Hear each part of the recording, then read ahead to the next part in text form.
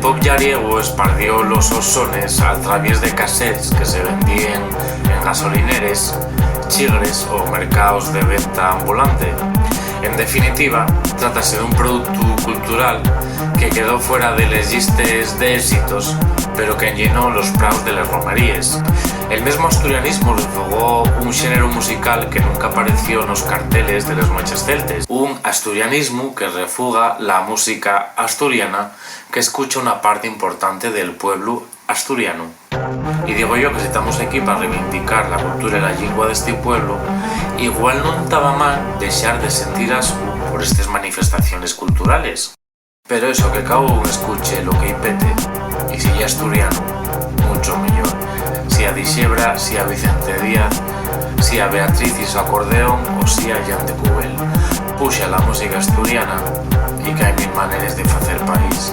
Beatriz y su acordeón tampoco oye que me preste mucho, la verdad. Pero si tengo que aprenderme todos los cantares y ir a todos los conciertos para no ser como esos gilipollas que se creen mejores por escuchar a Nacho Vegas, voy facilo. Marchaba para ese